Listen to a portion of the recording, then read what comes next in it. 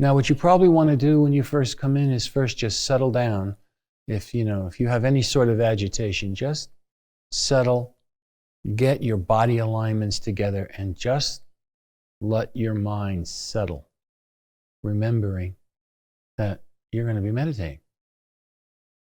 From the moment that this thing starts to the moment it's over, or longer if you can, what you want to do is be meditating. Ice to water, water to inner space. Your job is just to sit and dissolve.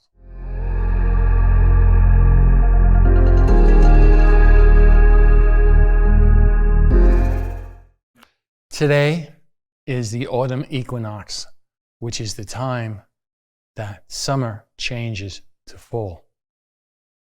And this has some implications, or at least according to old Taoist thinking, and their penchant for things that in the West we would say are related to astrology. It's that, well, in terms of the seasons, autumn or fall precedes the winter. And if you get a lot of things together, the downside of the winter doesn't hit you as hard. So what are some of the downsides of winter? Well, what is winter? It's a time of death. All those things in the fields and whatnot, they die, they go to the ground, they mulch, and then in the spring, they bring forth new life. But during that period when they die, the earth rests. But in human beings, they're like sleep or rest. There are two types of rest. There is a peaceful, get a good night's sleep, wake up the next day, you're ready to go. And then there is the type of rest that brings up nightmares, that brings up all the downsides of what you could think of death. I'm not talking about just physically dying.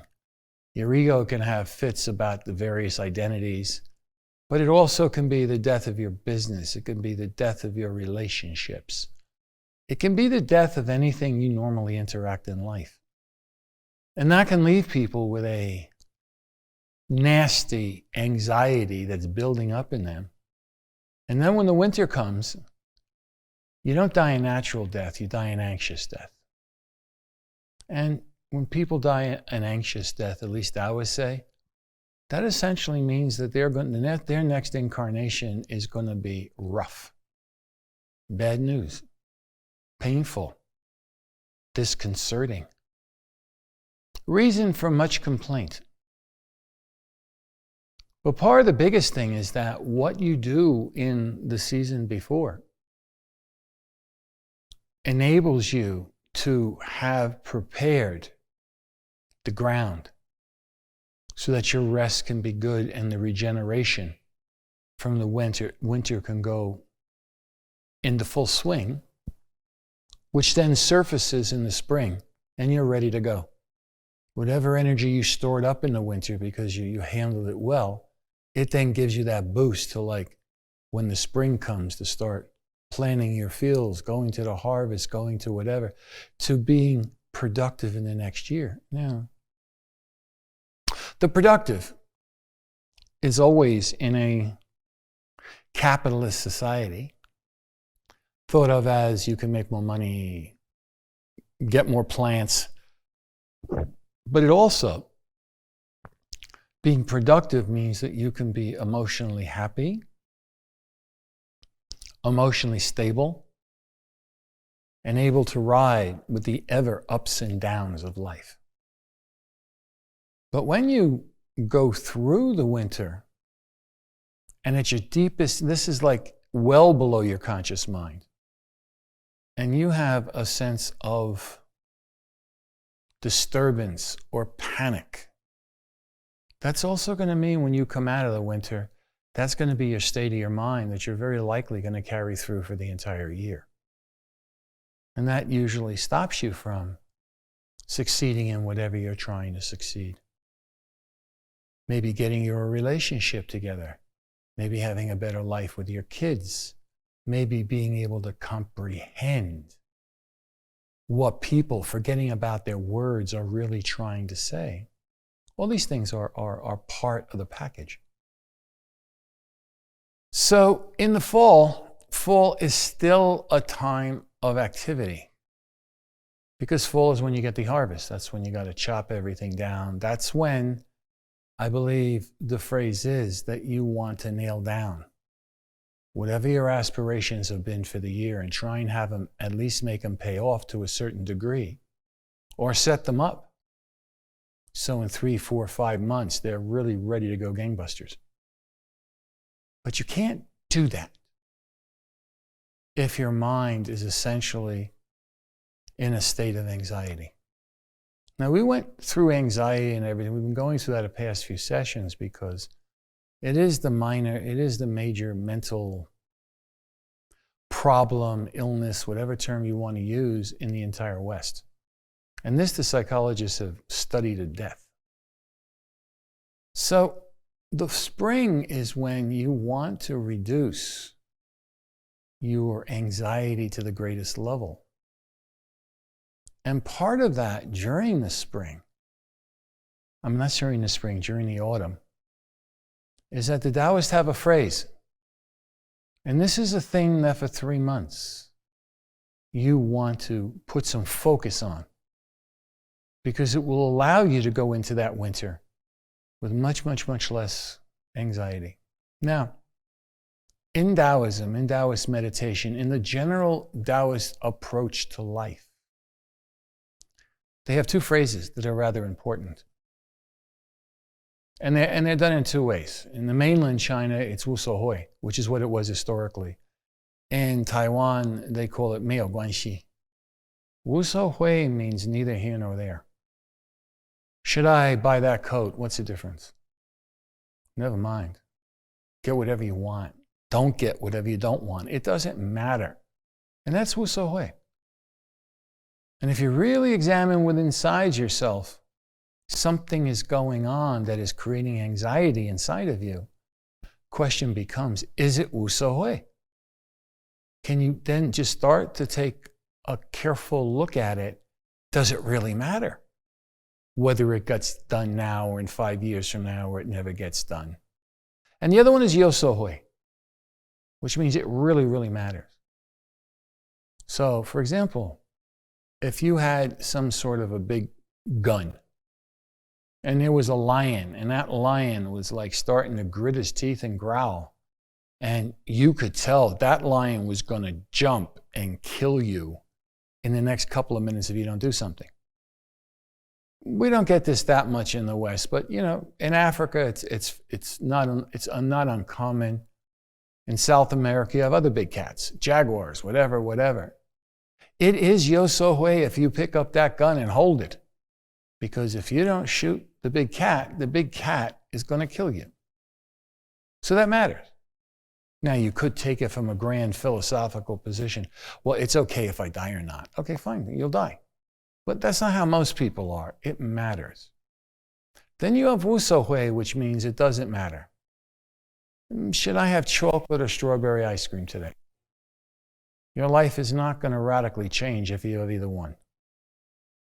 Should I apply to some graduate school? Well, you could take it either way. Wu Hui. And if I don't, I'll go to another school. And if I don't, maybe I'll end up doing something else I really want to do anyway. Or Yo Hui. Well, if I don't, I won't get the job, won't get the money, won't get blah, blah, blah, blah, blah, blah, blah. And that sort of thinking is at the root of a lot of anxiety. And Taoists hold the position that as a person becomes more developed in Taoist meditation, almost everything becomes Wu Hui. And only things that really have a serious consequence that can affect your life, you might want to make Yo Hui. So we have these 2 basic ideas. Now, you're in the fall, and if you live like in one of these really horrible climate weather zones, in the fall, you better weatherproof your house. And so it's Yosohei. Why is it Yosohei? Well, because when the big snows and the big winds come, they'll blow your roof off. It'll blow your windows in. You'll freeze to death in that house if you're out in the woods somewhere. Then again, you could just take it as being Wusohei. Well, so what if I got to fix a window or two in the winter? So what if the house is not the best? If you wanted to sell the house, it'd be Wusohei. It'd be Yosohei. Because you want to get a better than worse price for the house. You don't want to get half the price for your house because half of it's been destroyed. But from another point, if you can take the attitude of Wusohei, no matter what happens, you'll be okay with it. So one way, a simple way of describing anxiety is that when a person is overburdened with Yosohei, they have more and more anxiety. When a person has a deep, deep reserve of Wusohei, they don't get anxious. They just go, oh, that could happen. Oh, that could happen. Now, when you start to realize that most of the stuff that is involved is, and again, just keep dissolving. Ice to water, water to gas. This is not a university lecture. I'm trying to explain things that you want to do in your life. And so I'm explaining what's behind and what's inside the method of meditation. Is to start releasing that which you don't know about, and especially those things you can't do a damn thing about. The mind, when it looks for something dark, will find it. When your mind somehow goes back to a time when things were dark, it'll transfer or think that dark thing is going to happen now. And it may be an absolute piece of nonsense. It doesn't stop you from having it. So these few things I've mentioned about anxiety in the future, just start to look for, going from the top of your head, see if you just can locate anxiety, where somehow you can perceive it's active inside your body.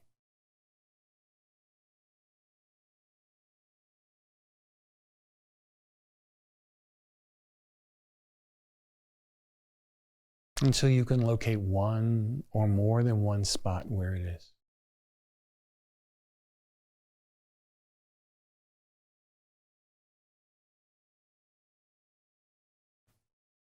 And now ice to water, water to inner space. In any way you can perceive, in any way you can feel, in what's blocked, it has a sense of strength, the strength of your ego.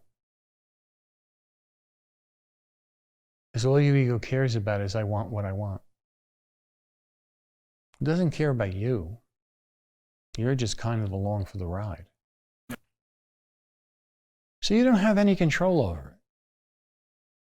Yeah, you can want it to be a certain way. You can think it should be a certain way. You can get as crazy about why it should be a certain way. But at the end of the day, you don't have any control over it. Anxiety does not come from things that human beings feel they have control over. It's from things where they don't feel they have control over. Water to gas. Something in you when you recognize the blockage related to anxiety. Something's not right. You just don't know what it is. And that's one of the really big symptoms of anxiety, that people just have a dread. But they actually don't know why. When they can even just put words onto it, this is why I'm anxious, that helps. But a lot of anxiety, people don't even know why they're having it. They don't even know what it's about. It's just there. Or any sense of contraction, where it feels like something inside you is slowly being crushed. like a tin can at the bottom, 5 miles below the ocean. It's going to just slowly crush from the water pressure. But it doesn't matter.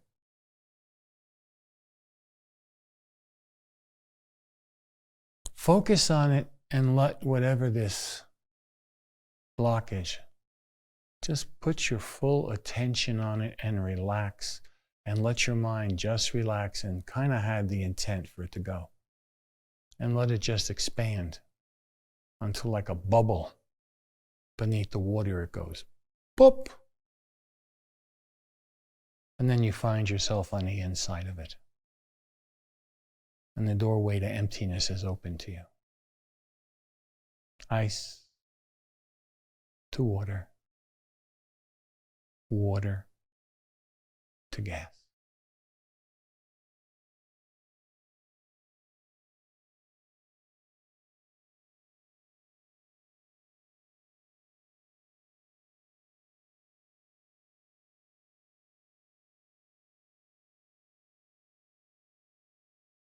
We'll rub your hands.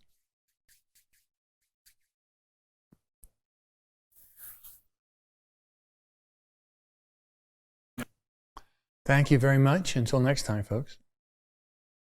Remember, if you want to get the benefits of Taoist meditation, practice.